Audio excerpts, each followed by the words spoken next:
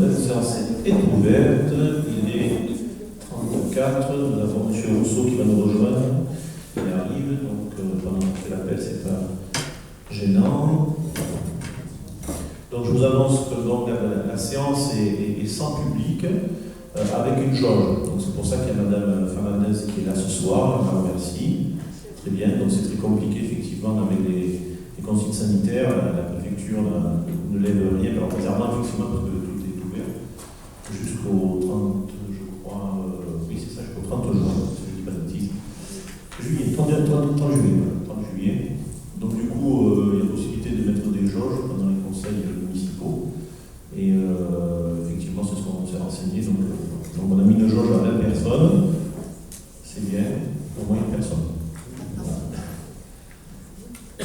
Donc je vous signale aussi que, comme d'habitude, la séance sera donc filmée et diffusée dans son intégralité sur la chaîne YouTube. Donc je vais désigner, si vous êtes d'accord, une secrétaire de séance et je propose, grande surprise, Madame Delacruz. S'il n'y a pas d'opposition à ça, nous pouvons commencer l'appel. Angèle Corot. Présent. Karine Molitor. Présente. Antoine Rousseau est arrivé. Mireille Schneider. Présent. Laurent Tortosa. Présent. Hélène Lavergne. Présent. Jean-François Guilloton. Présent. Richard Béraud. Présent. Emiliana Branner. Présent. Patrice Guéroche a donné le pouvoir à Ariane Carreau. Céline Combe. Présent. Lucie Delacruz. Sabine Bourrin est absente. Romain Hernandez est absent et donne le pouvoir à Céline Combe. Cyprien Paris. Présent. Jean-Claude Rome. Présent. Angélique Roubaud-Sol. Présente. Christian Roussel est absent, excusé, donne le pouvoir à Karine Molitor.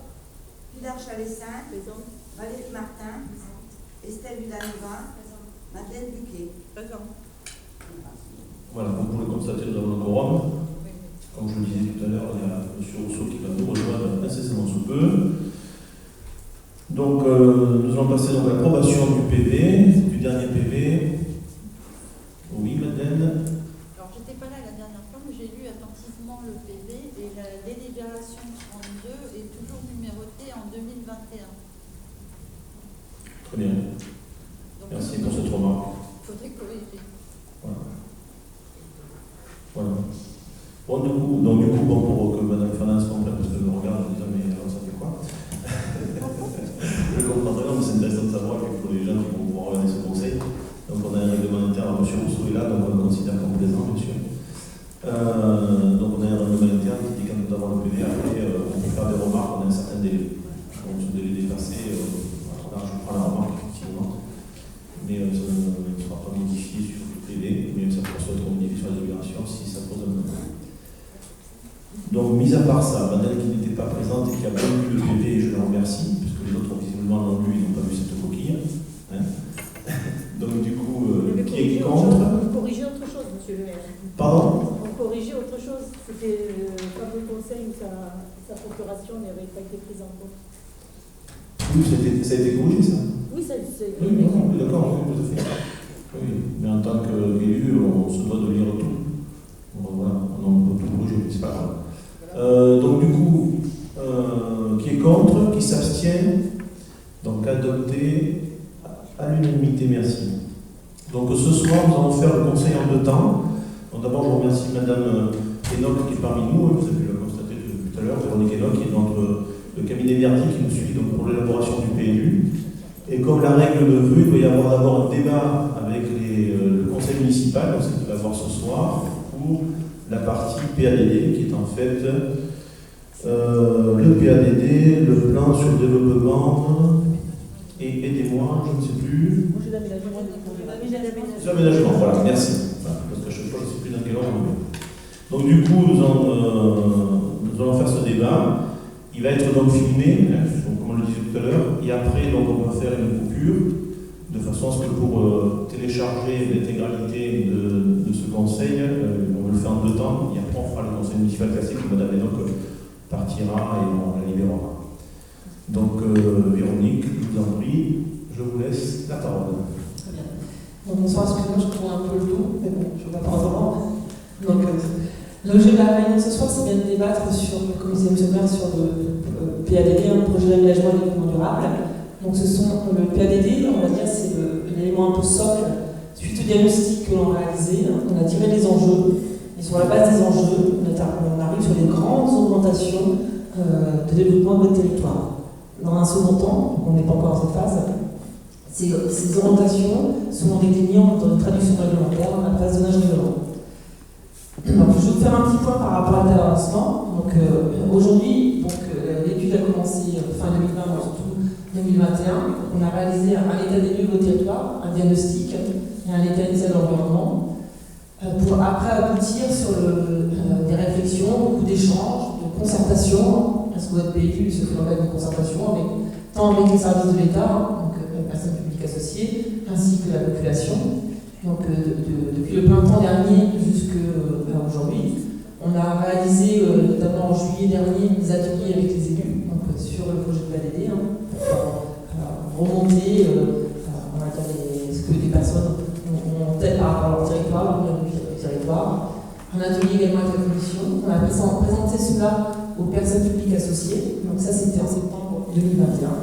Et puis, il y a eu pas mal d'échanges avec les personnes publiques associées, notamment le SCOT, parce que vous êtes sur un territoire qui dépend d'un document supracommunal, qui est le SCOT Sud-Gard, avec des référents et les services de l'État. Donc ça, c'est tout le travail qui a eu lieu sur l'automne-hiver 2022. L'objectif, c'est de pouvoir en débattre ce soir.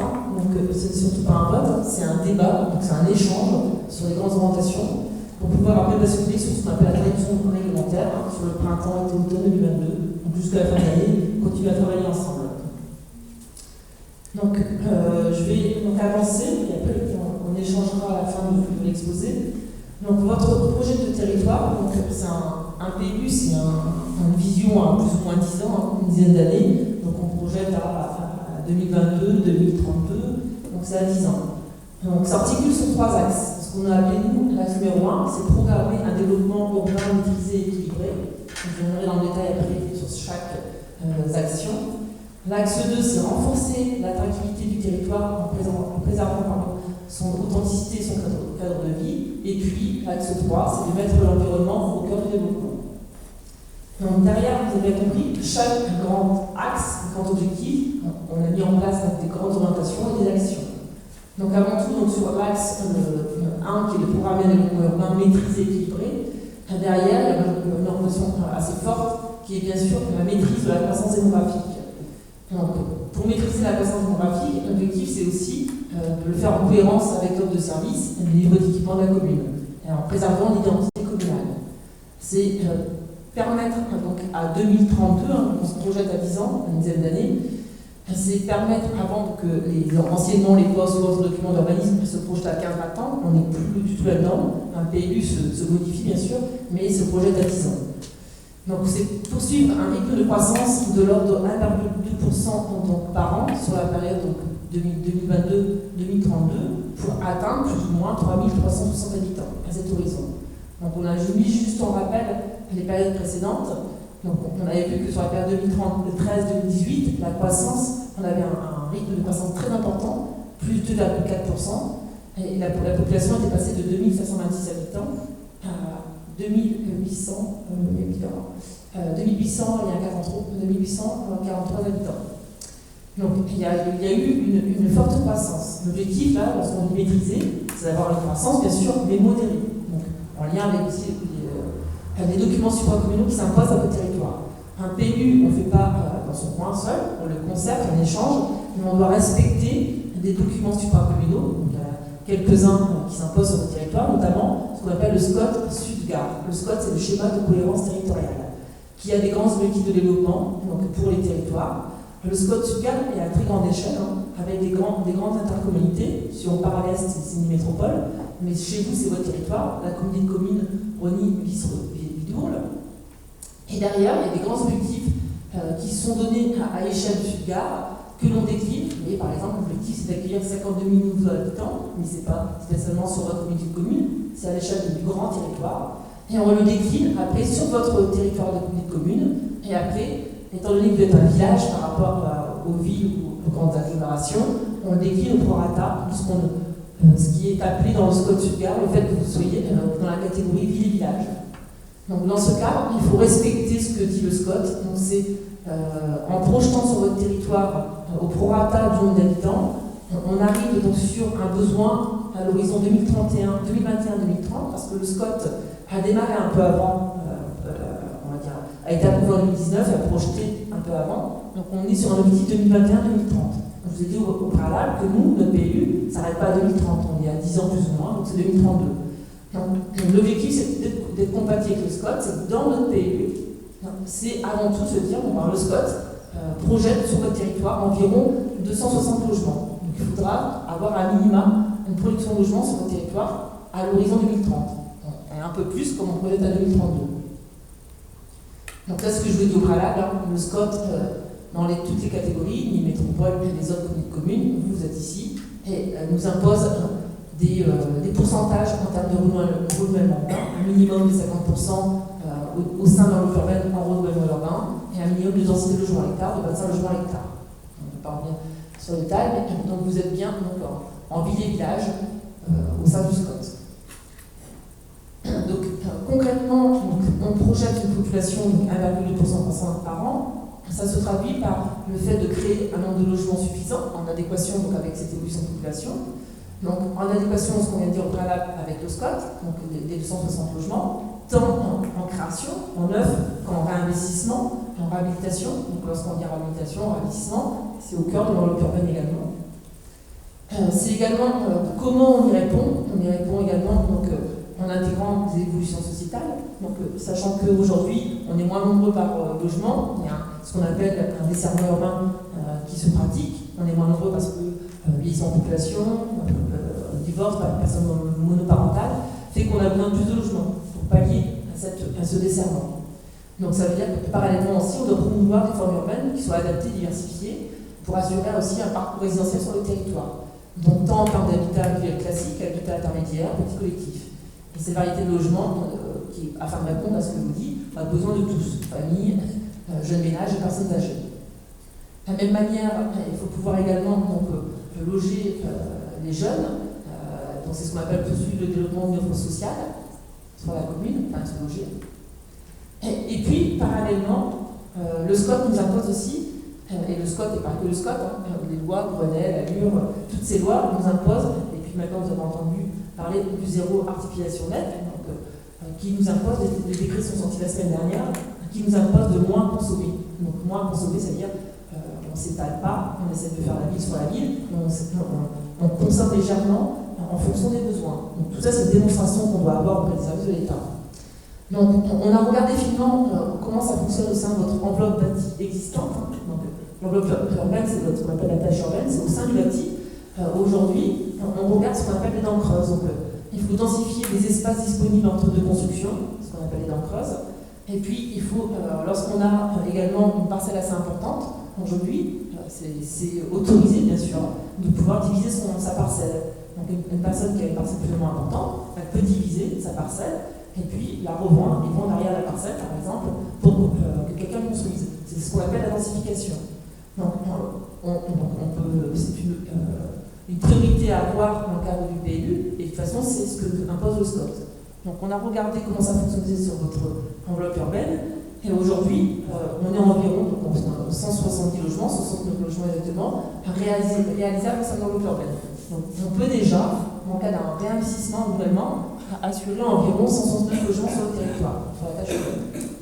On a vu au préalable qu'on avait besoin d'un peu plus, parce que lorsque l'on regarde au niveau du SCOT, ils nous demandent déjà d'arriver à 260 logements. Donc en réalité, si on se suffit à l'enveloppe urbaine existante, c'est insuffisant. Donc il faut légèrement consommer de manière modérée quelques espaces qui sont vraiment pour tout dans l'enveloppe urbaine. Et il y a des sites qui ont été identifiés, 3 sites notamment. Donc je vais venir un peu en détail. Le Mas-Végon, le secteur des Égounes et le secteur qu'on appelle nous centre de l'Oreille. Tout cela en ayant des objectifs de modération de consommation d'espace. Aujourd'hui, si on regarde ce qui s'est passé, donc ce que demande la loi, c'est de regarder ce qui s'est passé les 10 années précédentes et d'être exemplaire, c'est-à-dire moins consommer que ce qui s'est passé. Donc de réduire la consommation d'espace. Donc ça va aussi dans le sens de ce que nous demande le zéro artificialisation nette demandé par la la loi qui est passée, avec les décret qui vient de tomber. Donc à titre d'information, on avait presque 20 hectares, 19,5 hectares de consommés sur votre territoire depuis les 10 dernières années. Aujourd'hui, dans le cadre du PLU, on va permettre de consommer uniquement 4,9 hectares. Donc on est bien dans une moindre consommation. On va dans le sens de la réduction de la consommation d'espace. Donc c'est vraiment ce que demande le SCOT. Et le SCOT ne nous autorise pas d'aller non plus au-delà. Donc on est vraiment en compatibilité avec le SCOT. Et aussi parce que le SCOT nous impose une densité de logements à l'hectare. Donc la densité de logements à l'hectare, c'est 25 logements à l'hectare. Donc ce 25 logements à l'hectare, c'est lissé, lorsque je vous disais tout à l'heure, l'enveloppe urbaine, on a des éléments qui peuvent être construits au sein des dents creuses qui sont parcellaires. C'est au global, au sein de l'enveloppe urbaine, on va arriver à 25 logements à l'hectare, et pareil pour les zones d'extension. Alors là, on zoome un peu sur les zones d'extension que je vous disais au préalable. Donc, mon enveloppe urbaine, c'est ce qui se passe vraiment dans votre centre urbain. Donc j'ai 6,3 hectares mobilisables qui peuvent donner 169 logements potentiels. Ça reste des hypothèses. Donc on a vu que le SCOT nous demande 260 logements. Donc si je soustrais, il me reste encore 91 logements seulement pour arriver à 2030, parce que nous on projette à 2032, donc il faudra un peu plus. Donc de ce fait, on a regardé au niveau de votre PLU, de votre territoire, où étaient les secteurs favorables à cela. Donc il y a le secteur base des ponts que vous connaissez bien tous, qui est ici. Donc là on a projeté 10 logements. Donc déjà il y a depuis quelques temps déjà une réflexion en cours. Il y a un projet urbain partenariat notamment qui est en cours de réflexion. Donc il y a 10 logements qui peuvent être faits ici. Le secteur des EOUN, donc il y a ce qu'on a différencié EOUN Nord et EOUN Sud. Donc on les différencie, mais ils sont associés dans une logique d'urbanisation. Parce que c'est une zone en fait qui est assez importante, certes, mais il y a toute une logique de trame verte qui va être créée sur la partie qui est ici, donc une trame verte pour prendre en compte notamment les risques d'inondation et d'essaiement. Donc sur cette partie nord et sud, on arrive donc sur la partie nord sur 81 et 16 logements. Et enfin, sur le secteur, ce qu'on appelle le secteur de l'oreille, donc la zone d'activité, sur la partie qui est plus consacrée aujourd'hui à du logement, à l'habitat, donc la partie qui est plus au sud, c'est plus quand même activité, et la partie au nord qui est plus habitat. On a un secteur, le secteur qui est, alors ici que vous repérez, c'est le stade existant, donc voilà, et la partie qui est au sud, donc les terrains qui sont au sud. Sur cette partie ici, on peut construire également du logement, donc qui a été projeté sur la partie qui était un peu plus au sud ici, donc qui a été divisée en deux. Étant donné au sens du SCOT qu'on est plus près de la zone urbaine existante, on est plus en investissement, alors que sur la partie nord, on est plus en extension.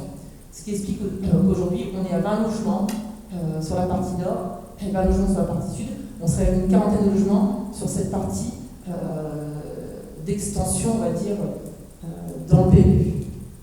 Ce qui nous permet d'arriver, après, donc là on fait un zoom sur la partie des EOUN, donc à arriver à environ 96 logements sur ce secteur. Donc on vous a repris les éléments. Ici c'est un principe, un schéma de principe, donc aujourd'hui ça évolue encore un petit peu, mais vous voyez bien qu'en fait c'est toute une logique d'ensemble, c'est pouvoir créer cet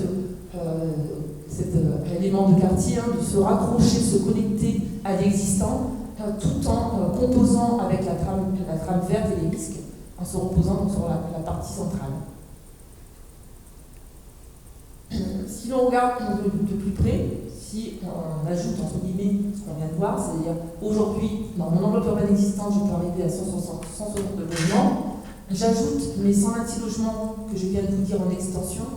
En réalité, c'est pas réellement l'extension, c'est l'extension, mais on ne consomme pas parce que vous voyez, les EOUN, c'est un territoire, c'est une vaste dent creuse intermédiaire, on n'est pas en consommation totale d'un vaste espace agricole, on est vraiment sur l'intérieur. Pareil sur la zone, le secteur de l'oreille, on est sur une enveloppe urbaine existante, on vient combler une vaste dent creuse. Donc on arrive à 295 logements, ce qui permet d'arriver à ce que demande le SCOT, nos 260 logements, et d'aller un peu plus loin pour arriver à nos 1,2% de croissance à 2032, à l'horizon 2032.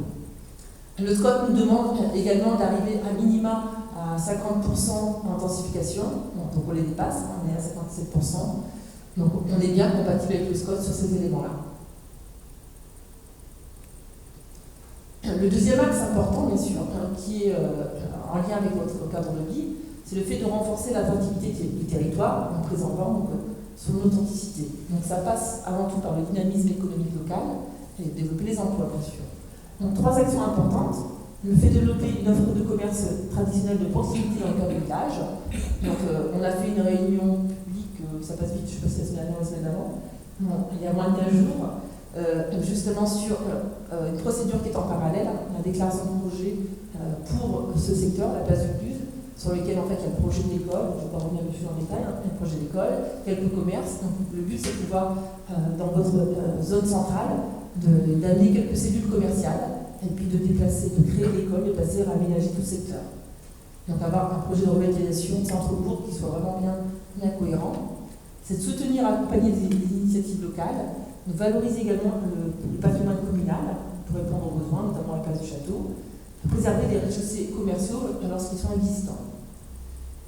Une action importante qui est là au niveau de la zone artisanale, on vient d'en parler, aujourd'hui elle est existante, donc c'est pouvoir l'optimiser. Donc l'optimiser, c'est combler, il y a encore des éléments qui peuvent être comblés en termes d'espace, c'est de combler ces disponibilités foncières, stopper le phénomène de résidentialisation. Ce qu'on disait au préalable, c'est que la partie nord en réalité, en fait, c'est devenu un peu plus de l'habitat. Donc c'est éviter d'avoir un mélange de ces fonctions. Lorsqu'on est en activité, on est en activité, parce que ça crée des conflits un peu d'usage. Donc c'est plus avoir cette mixité, mais d'avoir bien une partie qui soit dédiée à l'activité. Et puis permettre le développement d'un secteur d'extension, je viendrai après sur la cartographie, à l'entrée sud de cette zone. Donc tout ça en compatibilité. Donc l'objectif c'est de pouvoir installer un peu d'hôtellerie, activité de services tertiaires, en compatibilité avec le SCOT. Si on regarde en fait un élément qui est important sur votre territoire, c'est tout ce qui est l'activité agricole, important au sens où on y viendra après en termes de paysage, ce qui fait votre richesse, mais pas que, et aussi en termes de développement économique, c'est le terroir agricole. Donc c'est bien de maintenir ces espaces qui sont à fort potentiel, donc la plaine de la Roque, du Bernard, donc tous ces espaces, et de permettre également aux exploitations existantes de pouvoir également se développer, donc ne pas les pénaliser. Donc on revient au niveau de la zone d'activité de l'oreille, ce que je disais préalable, donc on est sur le sud de cette zone. Aujourd'hui, donc l'espace qui est ici, c'est de pouvoir, en fait aujourd'hui c'est la zone qui n'était pas inscrite dans votre PLU en zone d'activité, c'est de pouvoir continuer en fait un peu ce qui existe, donc de venir un peu combler ce secteur et autoriser donc de l'activité sur ce site. Donc c'est une moindre consommation, on est à 1,5 hectare, donc c'est assez moindre par rapport à la consommation. Donc l'axe 2, c'est également en orientation 2, c'est de préserver les richesses naturelles et patrimoniales, ce que je vous disais au préalable, qui sont également génératrices de l'activité touristique sur le territoire.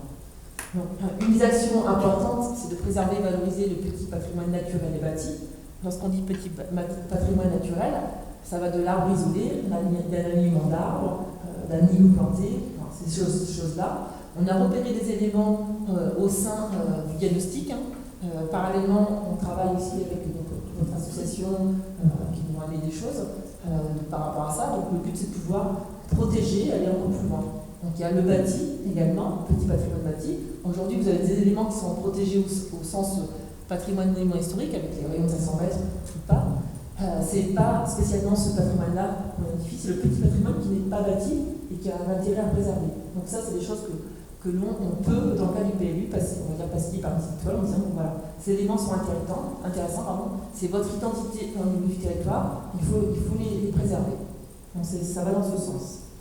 C'est donc aussi valoriser le secteur du château, identifier dans ce petit patrimoine, et puis avoir aussi à l'esprit que le patrimoine architectural, c'est la mise en place d'un périmètre délimité spécifiquement aux abords des monuments historiques. Donc là, c'est le travail qui est fait avec l'architecte des bâtiments de France.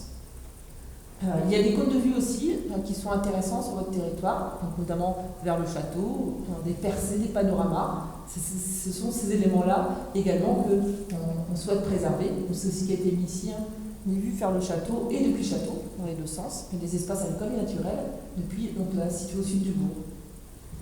Donc on parlait d'activité touristique, donc on a 5 points importants par rapport à cela. Donc au sud du territoire, donc à Vidour, vous connaissez tous. Donc il y a un projet de réaliser une passerelle de type himalayenne sur le Vidour, pour pouvoir passer justement d'un département à l'autre. Donc c'est un projet en réflexion. Donc ça demande beaucoup d'échanges avec tous les services. Donc c'est ce projet. C'est aménager également en lien avec ce projet un peu plus sur les hauteurs, un point d'accueil touristique, culturel. Donc là, c'est plus avoir une table d'orientation, des choses, on a un télescope, une petite vignette. Le but, c'est de pouvoir avoir un point d'accueil du public.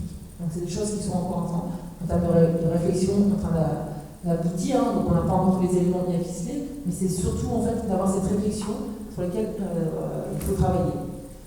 Donc c'est également valoriser des abords du Bissac, remettre en état, ouvrir plusieurs petits chemins communaux, et puis créer une retenue d'eau à partir des eaux de la steppe, station d'épuration. La dernière orientation au niveau de l'axe 2, c'est d'anticiper les besoins en équipement et en infrastructure de transport. Donc c'est avant tout affirmer l'attractivité du centre-bourg par le développement du pôle d'équipement et de services. Donc on a vu tout à l'heure déjà avec l'école, on sait que ça va plus. Ce qui est en cours, la restructuration de la mairie, le bâtiment de la poste, qui permet donc le raménagement et développement de la crèche, de la police municipale. Il permet l'installation de services techniques municipaux au sud de l'Argilier et au nord des équipements communaux, notamment équipements sportifs, culturels, donc pour permettre cet accueil aujourd'hui sur les terrains quelque part, c'est pas possible à l'heure actuelle. Et puis faire de tout ce qui est secteur de l'Argilier sur la partie sud un pôle qui soit vraiment un pôle d'équipement culturel et de loisirs. Et puis c'est également renforcer le lien. Aujourd'hui, il y a le secteur de l'oreille, donc zone d'activité, on a vu qu'il y a des éléments également bâtis, donc logement, il y a des gens qui habitent, donc c'est-à-dire qu'il y a des déplacements, des besoins. C'est renforcer le lien entre le secteur de l'oreille et le centre-bourg par la création d'une plaine de sport, secteur chemin de moulin, et puis aussi des liens en termes de déplacement. Donc ça vient compléter ce que je vous dis ici, l'action 2, permettre aux habitants de mieux se déplacer, donc par les modes doux, donc ce que je disais au préalable, la connexion entre le bourg et l'oreille, le bourg et Garrebourg et l'oreille. Donc c'est tous ces éléments, donc avoir tout ce interquartier et on va dire, grande zone sur le territoire. C'est permettre également de réaménager l'ancienne voie ferrée, là, en voie douce, afin de mieux relier OB à Galargue, également de relier OB à Bongigny, à la voie verte. Si on regarde au territoire, il y a des entrées de ville qui peuvent être améliorées en termes de sécurité, donc c'est ce qu'on a pointé, notamment en entrée sud du secteur de l'oreille, le secteur de la gare, et le carrefour, chemin du Mas de Bataille et chemin du Gossite. Et puis, c'est encourager également un meilleur accès à la gare de Vergès. Tout cela également dans une logique où, ce que nous demande aussi le Grenelle, c'est de tendre vers le numérique, donc de faciliter tous ces accès, donc c'est poursuivre le déploiement de la fibre optique. Le dernier axe très important, c'est l'environnement au cœur de votre projet. Il est partout, on a vu que vous avez une richesse en termes patrimonial, une richesse en termes environnemental, vous avez des éléments forts, importants, en termes de biodiversité, donc les bidourles, les récifs qui vont avec, tous ces éléments font qu'en fait vous avez une richesse à préserver. Donc il y a une trame, ce qu'on appelle une trame bleue et verte, bleu pour l'eau et vert pour la végétation, à préserver et mettre en valeur. Donc ce qu'on a repris par les actions, donc l'action 1, c'est préserver les cœurs de biodiversité et les ensembles naturels patrimoniaux. Aujourd'hui, dans le cadre de votre PLU, on doit penser également être compatible avec les documents supracommunaux que vous préalable, notamment le SCOT, mais pas que. À l'échelle supracommunale, à l'échelle régionale, il y a un schéma régional de cohérence écologique qui nous dit sur tous les territoires, comme le vôtre, il y a des trames bleues, des trames vertes, des réservoirs de biodiversité à préserver. Donc c'est ce qu'on a mis dans le PLU en préservation. Donc notamment les abords du Bidourle, donc la mosaïque, tout ce qu'on appelle de milieu entre espaces boisés, agricoles et humides, avec les secteurs que vous connaissez, la Roque d'Aubé, l'Hivernat, la Garenne, donc tous ces éléments. L'action 2, c'est de maintenir la fonctionnalité des 2 corridors écologiques terrestres identifiés par le SCOT. Donc vous voyez, il y a deux grands zones de passage. La fonctionnalité, c'est des grands passages en termes de faune. Donc les animaux circulent sur votre territoire. Donc il faut pas venir freiner ou venir mettre une contrainte à ces passages. Donc on a notamment au sud, secteur de Rouvignargues, et puis la connexion entre le Rhône et le Bidourle en passant par les secteurs Mas de Lausière, Mas de Fourcade et Romarin. Donc, ces espaces, en réalité, ce sont des espaces qui sont en zone agricole naturelle aujourd'hui, donc on continue à les préserver, on va dans ce sens. L'action 3, c'est d'assurer la préservation des éléments de nature plus ordinaire, ce que je disais, donc c'est des petits éléments patrimoniaux qu'on a relevés, donc c'est plus ordinaire, c'est pas relevé par le SCOT ou par le schéma SRCE, mais c'est nous, à l'échelle du PLU, on a vu pas mal de choses sur lesquelles on peut avoir une action. L'orientation, c'est à l'ensemble d'urbanisme soutenable. Donc derrière, c'est la ressource en eau, c'est également donc, la capacité des réseaux, la maîtrise des énergies, tout ça est bien sûr lié. Donc la ressource en eau, aujourd'hui on sait qu'il faut sécuriser cette ressource en eau. Donc il y a des actions, des choses qui sont déjà mises en place. Donc au niveau des périmètres de protection, la création de nouveaux forages, le fait de supprimer ce qu'on appelle donc des inégalités d'accès à l'eau entre Aubésiens et la création de nouvelles conduites de refoulement. Un niveau pareil au niveau du développement, donc on a vu qu'on va développer, on va avoir un développement urbain pour arriver à 1,2% et un développement au sein de l'Europe urbaine. Quelques légères extensions mais très minimes, mais cela nécessite une capacité réseau en termes de développement. Donc c'est vraiment, ça va